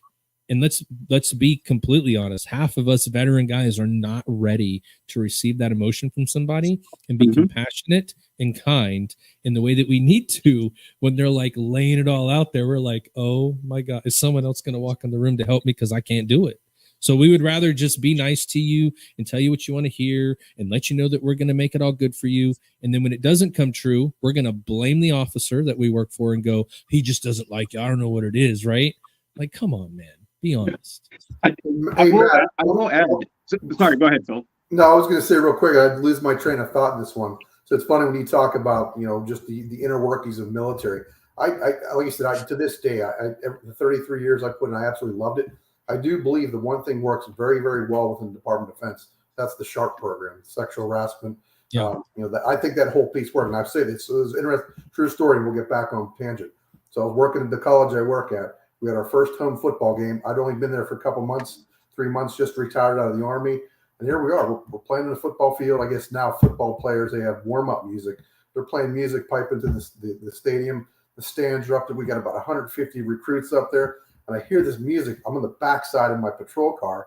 I'm listening. I hear this music. It was very, very graphic. That's all I'm going to say about that. We're talking some crazy stuff. And I'm like, you talk about spider senses. I got in there. I went up to the booth. I said, turn that off right now, blah, blah, blah. Like, well, they wouldn't listen. Athletic director said, no, get out of here. I said, on behalf of the president, turn it off. And I got slammed for that, because here I am. I'm seeing the bigger picture. And here, if this was the military, and it was a commander, you were doing something at some type of a unit function, you were going to get relieved on the spot. So I think there's a lot of good, even though between us, amongst us professionals, as guys and girls, we can talk about those things. I think there's a lot of goodness with the overall things like the SHARP program. So big fan, trained me well. Absolutely. Yeah, I where I was going to go with it, Phil, is Matt, you talked about like once you leave, right? Like it's all about the civilian life at that point, right? Like so I can't remember who said this to me, but think about the amazing things that us 6 in this podcast right now have done for a simple piece of cloth. Think about that. Yep. That stack that you had, that's a cloth. Go to your civilian employer and tell him, yo, I got 4 RCOMs, I got a good conduct medal, and he's gonna be like, and exactly. That's exactly right. Right. You know, it's horrible, Berto, though, when you bring that up, is like what I think is the worst about that is there's all these guys that do all this time in the military to defend their country and give that civilian employer the right to do what they're doing and have what they have. Sometimes veterans just want to hear like, oh, that's amazing. Thank you for what you did. But most people are like, so? Like, what, dude? Like, you sat here and played video games while I was over there, like, dodging bullets. And you're like, you don't care? And we just don't understand that. But some of us in the military coming out of it have to also understand that we defended the right for people to choose to or not do that. And so it's hard to get those perspectives of like, who's right, who's wrong. But we just need to do better at relating to what everybody's saying. You know what I mean? Like I get that you're there and you're here. How can we get to the middle? And what I've found in a lot of the work I'm doing now is everybody wants to stay here. Nobody wants to listen to this side, and nobody definitely wants to trout towards the middle, because then that means we'd have to agree with somebody. And it's like, oh my gosh. What? Yeah. We would rather burn the house down than agree to turn the water on. You know what I mean? Right.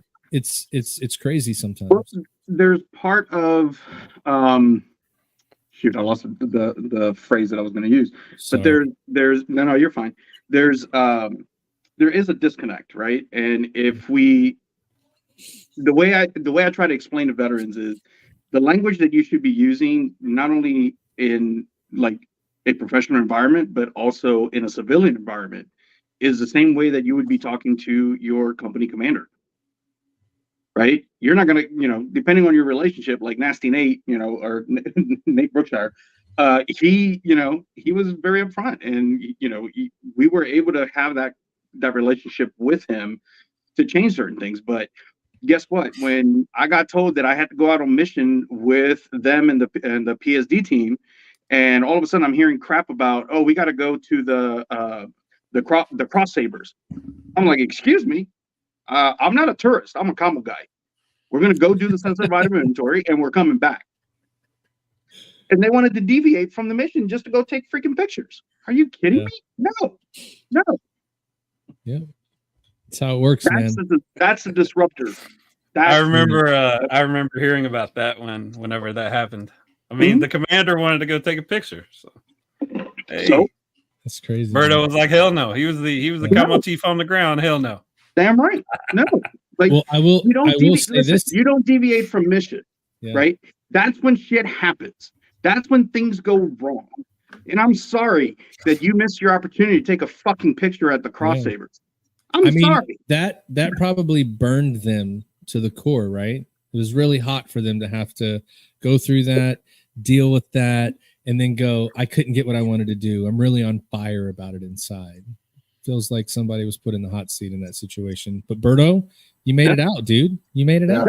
Hey, Berto, I'm going to bring up the point again. This is kind of a little emotional for a lot of us, but remember when I was there, served with you guys in Iraq, Staff Sergeant Cribben, rest in peace, our first class Cribben. He was my PSD team, if you will. The thing I loved about it, I think we get after the leadership aspect. I was not a big fan of always going out of the wire, because I thought a lot of times we didn't need to do it for that reason. But one thing I recall, every time I would go out, and Dusty Rudd can attest to this as well, I would tell the team what was our objective for that day. Why are we going to Kark District, or why are we going to this location? Why are we going? What are we going to accomplish? And I would come back afterwards and say, this is what we did. Sometimes it was just sitting around drinking chai and smoking cigarettes. Nothing was ever accomplished. But I think that's an important piece. And I'm also, if it's not in your book, Ty and the rest of the gentlemen, big fan of Simon Sinek, S-I-N-E-K. His book is called It Starts With Why. That guy basically, stole the military way of leadership. But it's important, I think, as we're doing that piece from the soldier piece. Yeah, if you're in the suck, you're doing something that's not exactly popular. Doesn't matter if you're on a ship, on a flight line, or you're humping up a hill. You got to give people the perspective of why you're doing it and what are the overall results. So I think it kind of ties into that point, brother. Mm-hmm. You're absolutely right. I mean, we did things that we probably shouldn't have sometimes. But at the same time, like I remember, I don't know if Ty remembers this. I think this was right before you got there. All of a sudden, the colonel comes in and he was like, "We need 15 retrans sites all over the all over the land area." And I'm like, no. Let me go out with the MPs. Let me teach them how to do combo, and then let's save some money, because I'm not going to go out chasing 35 radios in theater just because you can't listen.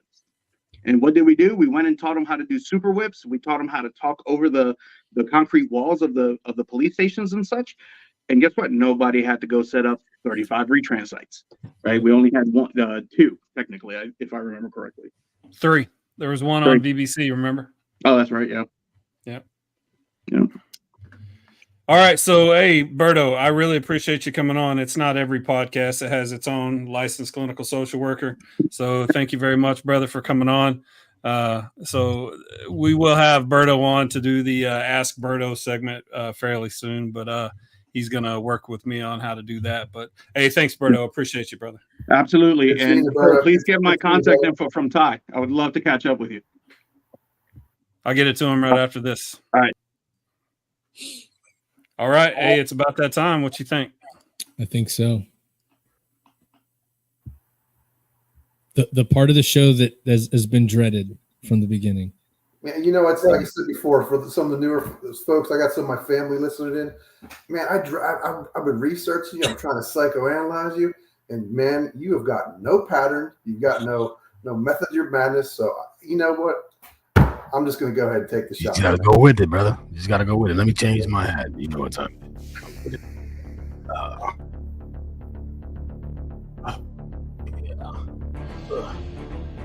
The hot seat. My more fire hat on. Here we go. All right. Are you ready, Phil? No, but let's go. Let's do it, man. Let's go. I feel like this is my first time jumping out of an airplane. Are you ready? Oh, no, let's go. It'll be all right, man. Parachute was inspected by some of your good soldiers that you led, so you know it's going to get you down on the ground. All right, here we go. We're going to start off with this. Phil, would you rather acquire material items or experiences? We'll take experiences for 500, DJ Royalty. Okay. Can you go into that a little bit? Why would you take experiences? Well, it's funny. Many years ago, I wouldn't have said that. Having lost my father-in-law recently, he was he was murdered by COVID protocols. I think when you look at things like that, you look what's more important to you, what's precious in your life. All this stuff, it's materialistic. You can't take it with you. And those experiences, those relationships, man, that's something that's sacred, and it will last a hell of a lot longer. So, outstanding. All right. What do you see as your best character trait? Best character trait, I think, is the fact that I'm definitely personable, and part of that personal aspect is what comes back to being humble, just being simple and being authentic to who I am, and more so, even now as a civilian leader. So it's being myself. Nice. Okay, we talked a lot about this, leadership and all these things like this. What would you say is your greatest success to date? Greatest success to date, man. That's funny because man, that's a tough question. I think it's being a husband, being a father, raising 4 kids that are going to do great, wonderful things. Because it's for every single one of us. I heard you gentlemen talking before the previous podcast. It's not about us. It's about how do we pay it forward? How do we pay it forward to our soldiers or sailors, airmen, and Marines? I think for me, it's really about being a good father and a good husband. I'm still not great at it, but keep on trying. My man. All right, we'll get into a little bit more of that. You know, we learn to forgive and forget and move on, right? What would you say is an unforgivable action? I don't think anything is unforgivable. I say that, and I sit back and because I think from a perspective of, as a Christian, I mean, we have the ability to forgiveness, but I think you can think of certain scenarios, murder, killing, things like that. I think you can forgive, but again, going back to, I hate to put my wife, she's not here right now, but her father-in-law was killed because of hospital protocols. And I asked her, I said, are you going to be able ever to forgive? She said no. So that's a tough call, I think, as well. But I think for me, I think everything can be forgivable if you let yourself do it and you give it to prayer. For sure. Okay. What would you say is your biggest fear in life? Failure. I'm afraid to fail. Quick story, real quick. I promise I'll shut up, I swear. Came in the Army, couldn't get into college, as I mentioned before. I came in the Army, did basic training, did exceptionally well. Went to an AIT at Goodfellow Air Force Base. I was an intelligence analyst. I failed the test once, got recycled, twice recycled, third time. Not too many people know this, but I failed a course, and I remember walking back to my barracks on a hot October day in Southwest Texas, tears running down my eyes, thinking, guess what? I couldn't get into college. I can't make it in the Army. I'm going to be a loser. And guess what? The next day I came back and I somehow impressed an Air Force tech sergeant that I wanted to do great things for my country, great things in the military. I said, guess what? I'm never going to fail again. So that's to this day, I think that's kind of what drives me is failure. Does it happen? Have I failed? Yeah, absolutely. I sure have. But I think that the greatest fear I have is the fear of failing. Well said, my man. All right. If you could be an animal for 1 week, what would you be? I'd probably be Ty Cobb. I think I would really be a dog. I mean, dogs. I think that is, to me. I love all animals. I love dogs. I just think that dogs get it. Cats, they can be very self-focused. Dogs are always happy to see you every time you come and go. They don't pontificate about much. They don't worry about much. And I think being a dog would be pretty nice for about a week.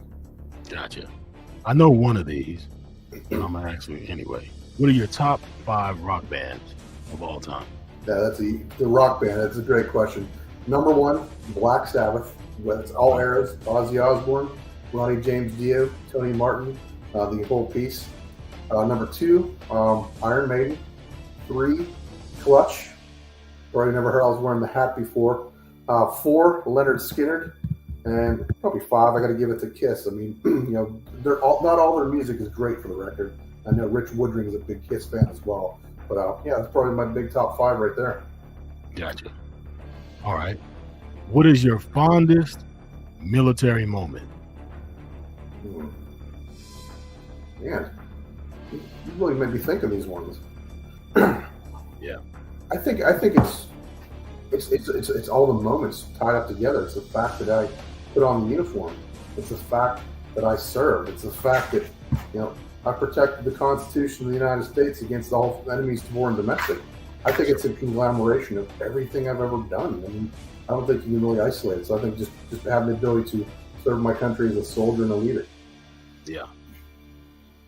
This question here, my mom used to tell me when I was a young kid. She said, son, you're going to stand for something or you're going to fall for anything. And that resonated with me my whole life. I always had to figure out what it is I stand for. So I'm going to ask you that question. If you were to say you stand for something or fall for anything, what do you stand for? I stand for doing what's right. I stand for calling things out for what they are. I stand for being truthful. I think I stand for being a man of God. So I think it's just, I think it goes back to kind of the premise of today's, talking points. Being yourself. You got to stand to be yourself regardless of your views.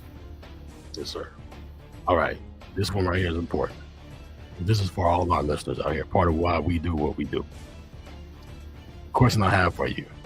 Have you ever been not okay? And with that being said, if you ever have been not okay, how did you get through it? I'm never okay. You know, I think collectively, my wife, and again, I give her the credit. Her motto, it's okay to not be okay. I argue, and I tell this to a lot of people because I get a chance to influence the students at a college. There is not one of us in this world, I don't care who you are, that's not going through some shit. Yeah. If you say you're not that person, you're full of it. So I think in that regard, it really comes back down to, you know, yeah. I mean, I think I kind of answered that. Yeah. You know. I'll go. All right, this one right here is for the crew. I wouldn't beat myself if I didn't ask this question. I think I know because you're a musician yourself. But we got to pick one. Who's better? I'm not going to go into detail because Al gets on me with it. I'm just going to leave it. Who do you think is better, Prince or Michael Jackson? So this is like your famous question. Like, so I can look back as a military police officer. I'm very observant. I see you got the big grand piano in the background back there. I saw what you did to Dusty Rudd or beat up Rudd there. I think it comes back down. It's going to be Prince. And I know I saw one of your. I can't remember how long ago it was. You were talking to somebody about Prince. And I think Prince. You were picking on the guest because he plays all these instruments. Yeah. Prince, man. And then one of my other favorite bands, a band called Fishbone. I know you probably like. You never know what direction you're going to get attacked from. He has the ability to create music that's just you wonder where he had the actual genesis and ideas for that. Michael Jackson, even though he could play a little piano and some things, he was not a true musician. A lot of his music was written for him, and of course he had the Jackson 5 backing him up when he was younger. Love Michael Jackson. I think I learned how to play bass by listening to a lot of those bass lines. They're actually done on a keyboard, by the way, and I think you know that. But I'm gonna have to go to Prince right now. And I say that funny. Well, I'm in the band we're playing, and they gave us a set list the other day. I got to learn the song "Cream." Love the song. Have not played it, so he's got some great stuff. And I think he's incredible.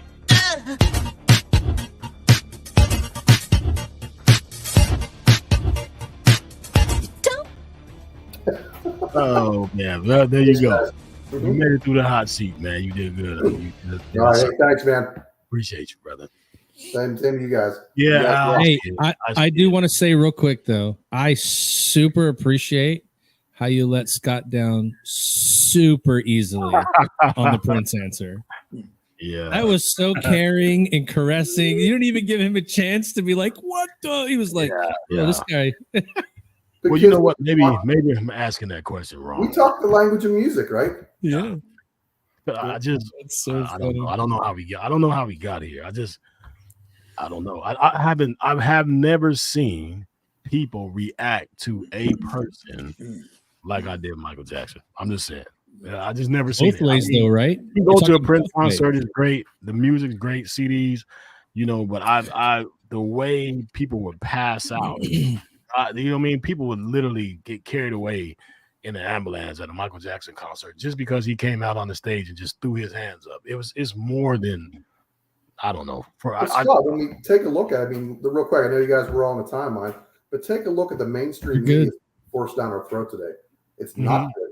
It's very simple. And I'm not talking simple in a Ramones kind of way. The music is really not good. Some of the other stuff, you really want to take some time to listen to it. That stuff is complex. But guess what? It's not going to resonate with the normal public. Yeah. They want the simple, the pop piece. Like I said, good tunes is what I say. If you like it, Yeah, I got you. I you know what I mean? I'm learning. I'm getting, like you say, we talk about leadership and being transparent and stuff. You guys are schooling me on how you guys think and what makes good music. My way is not always the right way, and you have to understand that. But I just like to get the perception of what people think. But maybe for me, I just remember being a kid, man, when Motown 25 came on, I watched that every single day for probably 2 months straight. I watched it every day. It was just like, this dude is like a superhero. He was like a superhero to me, but he's the genesis of the Super Bowl halftime show as we know it today, when he, I forget where it was, but he like popped up on one column up in the top of the stand, another one, and then finally came up in the middle. That's what before that, they just had like marching bands and maybe you know a little band. But he's the one that kind of If I'm precipitated not that whole mistaken, Ty, halftime show. during that halftime show, his band they actually played their own music. They don't play real music nowadays, so put that. And I mean, yeah, his drummer is one of my favorite drummers. I forget his name. I think his last name's Moffat, but he does the weird cymbal shit. But yeah, I definitely appreciate his band for sure. And he's, I mean, and now you get stuck with Super Bowl. Prince, come on, yeah. Now you get Super Bowl shows with Usher wearing a dress. When did that become okay? Grown men wearing dress. I respect you. None, zero. I threw all my Usher shit out. Usher, you dead to me. You reminded me. I want to go back to something that Phil said before. I want to talk if you don't mind, sir. Could you talk about the murdered by COVID? Because I have that. I wrote that down when you said it. Yeah, absolutely. Yeah, it was. I had. It was so funny. So going back the summer of 2022, I had COVID, and I'm immunocompromised. I had COVID, suffered pretty bad. Well, it turned into pneumonia. I was sick. My wife, my rest of my family was sick when I was going through the pneumonia phase. My sergeant major at the time, Jesse Goitia, never forget him. He finally said, guess what? You're getting your ass. We're going to the hospital. Went to the emergency room, waited 8 hours. They finally discerned, yeah, guess what? You do have COVID, or you do have pneumonia. However, you're good. You don't need to go on any type of breath treatments. They gave me ivermectin, a lot of great medicines and antibiotics and things to take care of myself. And then I got better. I probably was feeling better within probably 4 hours. And the next day I was up and operational. I recovered. Now I lost 35 pounds in 31 days. Not a diet plan I recommend. I could probably use it now that I'm retired, but I was sick as hell. So fast forward another year forward, my wife Janet, her dad, same thing happens to him. He gets COVID over the holidays, turns into pneumonia. They take him to a hospital.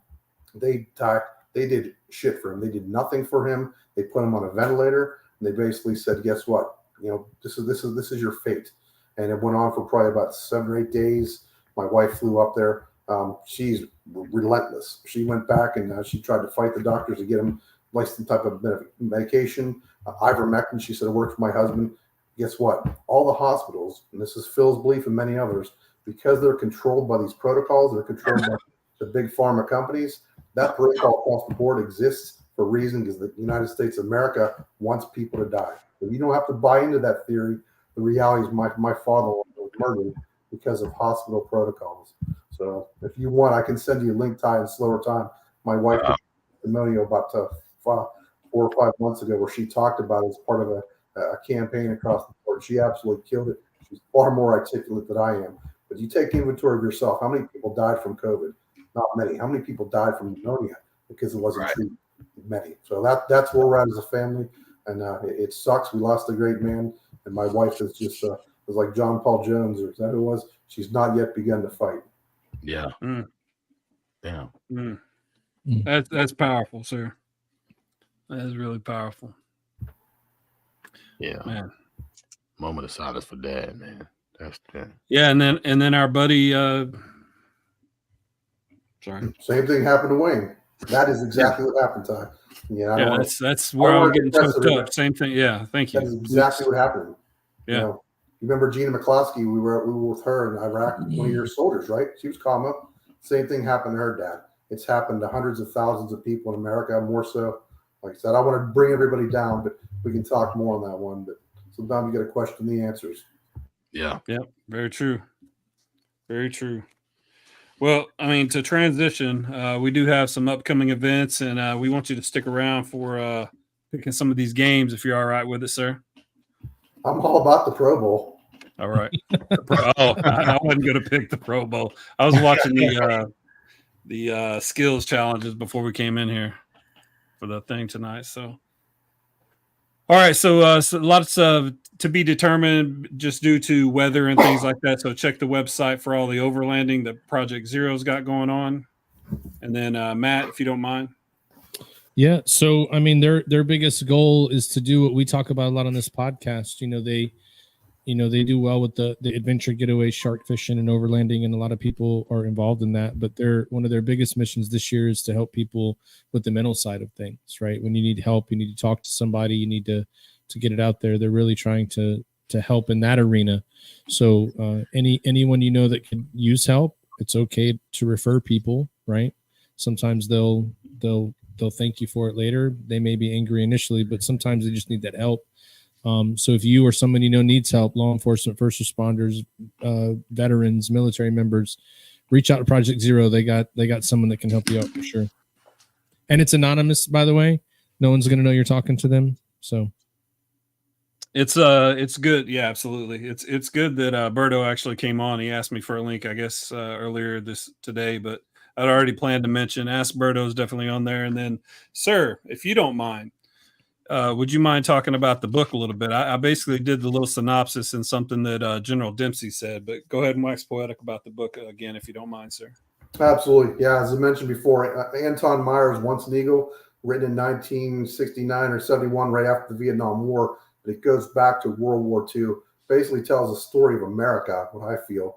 America, and to me, even though it's fictitious, it tells a story, the true story of what it means to be an authentic and enlightened leader, where Pix basically parallels to the career of two officers, Sam Damon, not to be confused with Matt Damon, and again, another officer by the name of Massengill, where they basically go up the ranks, and I'll let you figure the rest of it out. But I think it goes back to the old motto: it doesn't matter where you start; it only matters where it finishes at. And I think it's important for us. And I think when Scott was talking about what do you stand for, it's a great book about that one. I'll tell you what, that thing I probably given away about 4 copies in my whole career.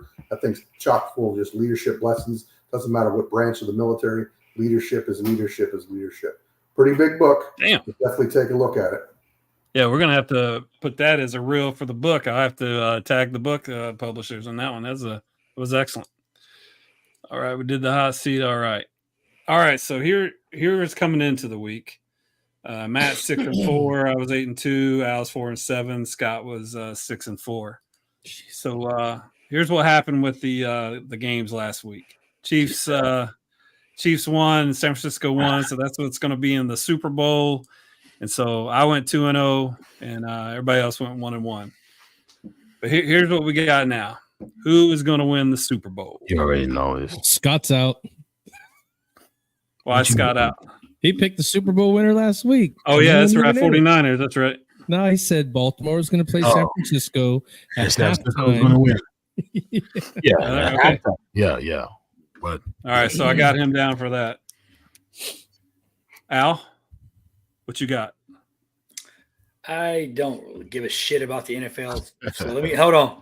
Let me flip a coin. I'll tell you who I got. Matt, who do you got? Yeah, bro. Chiefs are going to win again. All right, Chiefs. I'm gonna pull for the Niners because I just don't like fucking the Chiefs. All right. Well, go ahead.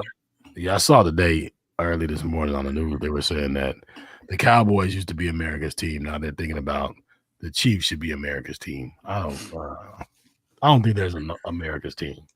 I don't know who voted for the Cowboys to be America's team. I don't know where that came from ever, but no. They were America's team in my eyes because they had Roger Staubach as their quarterback.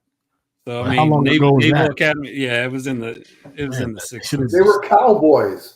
Yeah. They were Cowboys. The Wild Wild West. That was America. Yeah. Well, America's team. Yeah. They got all right, so I got the Chiefs. Okay. Who you got, Colonel Lenz or Sir Phil? Damn. Call me sir one more damn time. I told you about it. It's a habit. Come on. I called you Phil one time. You should be happy with that. Freaking drummers. You're luckily I didn't say it at Parade Rest or something. Shut up.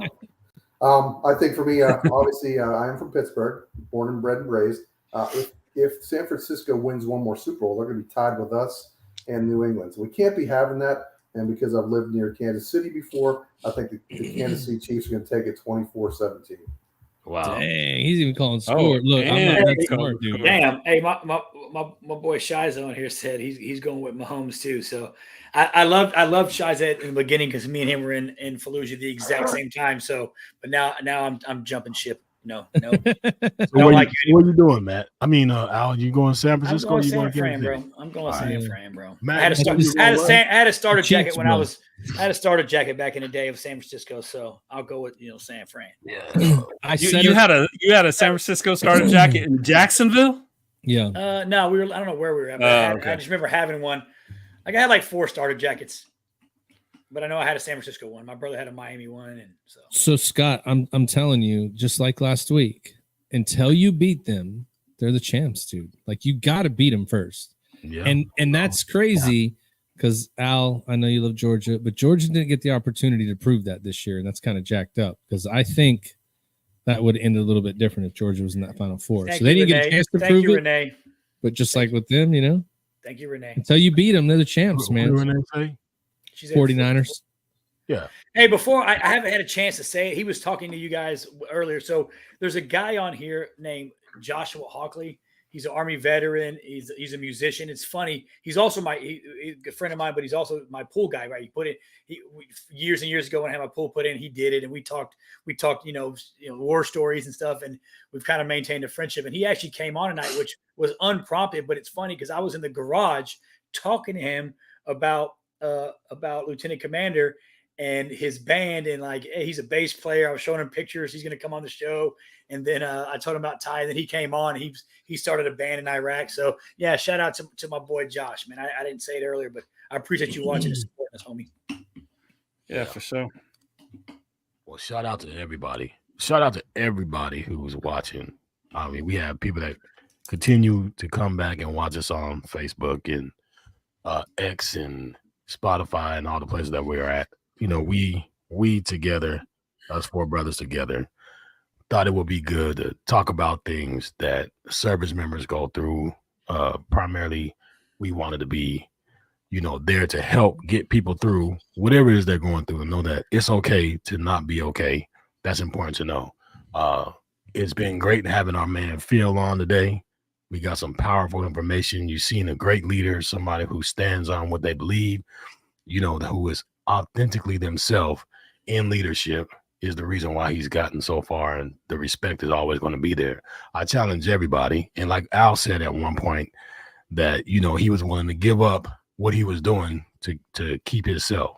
And it goes back to what they were saying earlier about, you know what I mean, not being fake, not faking the funk. You are who you are. And if you stand on who you are, you're going to be okay. You have to believe in that. If you know that you're doing the right thing, you know that your intentions are good, I challenge you to keep doing that, right? Because you are who you are.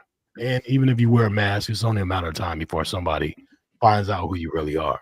So for those of you who have a good heart, who have good intentions, I challenge you to keep on doing that.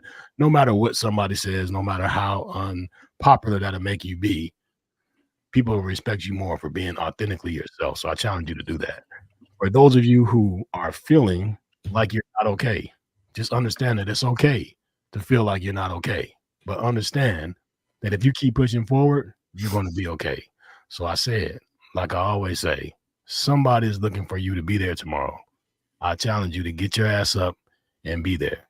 Get up, look at yourself in the mirror, give yourself another chance. The hardest thing in life is getting birth, because you are 100% dependent on somebody else taking care of you and somebody else pushing you through life. But once you get to the point where you can make a decision for yourself, it's up to you to go left or right.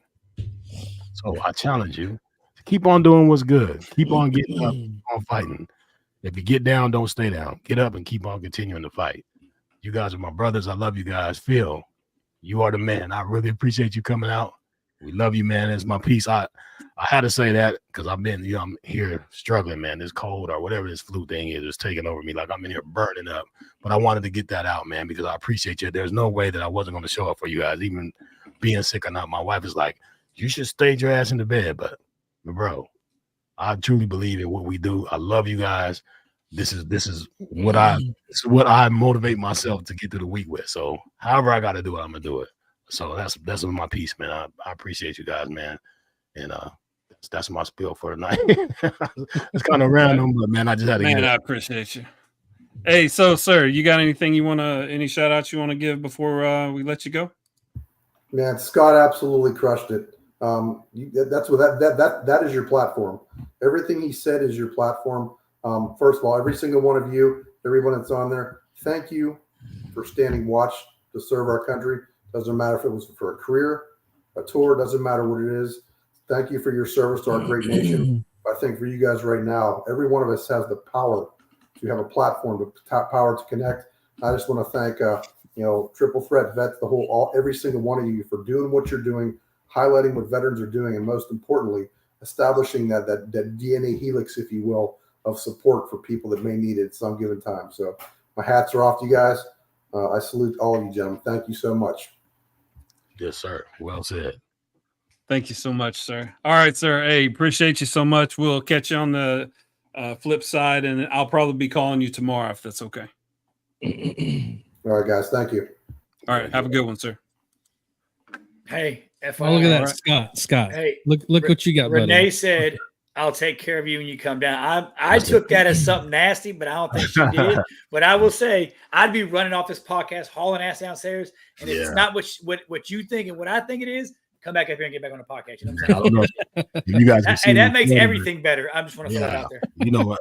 Hey, I'm up here sweating, man. I'm getting to it, but I really appreciate my wife. My daughter, it came home early today to help take care of me, and went to the store and got me some stuff. And she I'm sorry, Renee.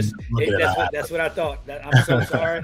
But in my head, I was like, if my wife was like, I'll take care of you, I'm be like, fuck this podcast and fuck these kids. It's go time. Which would never happen. Hey, speaking of, look who our guest is next week. Yeah. We have Labor of Love coming on next week. I think Tangela and Renee will be on, right? Or is it just Renee? Yeah, Tangela and Renee will be on. Excellent. Yeah, that's going to be great. It's on you, brother. It's on me. Well, I said I said my piece. I kind of said it early, but I would tell you guys out there, we love you. Thank you guys for watching. Thank you guys for following. Thank you, Triple Threat Vet family. We appreciate you. Understand that we do this for you guys. We hope that we are entertaining. We hope that you get something from it. That's our mission. If it's anything that you guys think that we can do better, please put in the comments, let us know. But we really appreciate each and every one of you. To all of my brothers, you know how it is. And it's time to bring you guys in so that we can do our thing. Over here to my left, my man, Matt J. What you got to say to the people tonight before we get out of here?